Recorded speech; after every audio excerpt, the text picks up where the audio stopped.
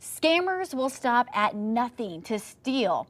And the same is true for the coronavirus crisis. As COVID-19 vaccinations roll out across the country, the possibility of scams related to the vaccine raise concerns. The Better Business Bureau warns consumers to be on guard against these fraudsters peddling phony treatments, phishing schemes, and other attempts to steal your money or your personal information.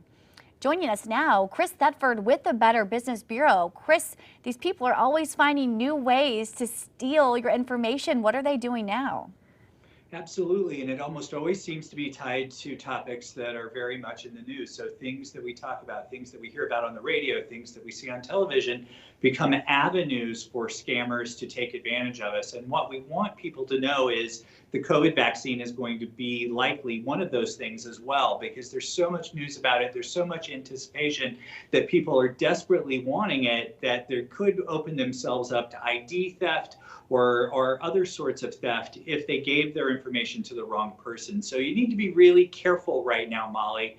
If you get a call from somebody claiming to be either from the Centers for Disease Control or the World Health Organization or somebody like that, or an email from one of those sorts of places talking to you about the COVID vaccine, and you need to be vigilant if you get those calls and you get those emails.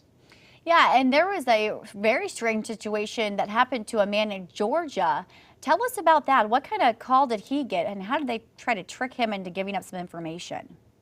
Great point, Molly. So at BBB, we heard from a person in Georgia who said he got a phone call asking for his Medicare number because they needed to perform a COVID test before he could be vaccinated. And he was in the group of citizens in Georgia that were up to be vaccinated. And so he gave out his Medicare number. But then when he got a repeat call from the organization that had called him originally asking for more information, that's when he began to get suspicious and canceled his appointment. So that's a good example of why we need to be vigilant on the phone and listen carefully, because you don't want to give up any information that could compromise your identity or lead to financial loss for you. So you don't want to give up things like your birth date. You don't want to give up things like credit card numbers or checking account numbers to people over the phone if you don't know who they are. And if you get an unsolicited email from an organization that looks like it could have to do with the COVID vaccinations, really double check that URL, Molly, to make sure it's coming from an official source. Hint here for everybody is that emails from the government are going to come from accounts that end in the .gov.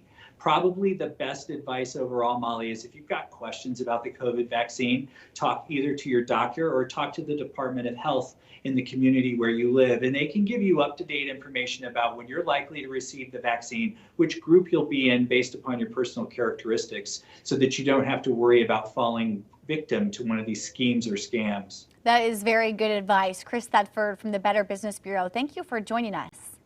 Thank you.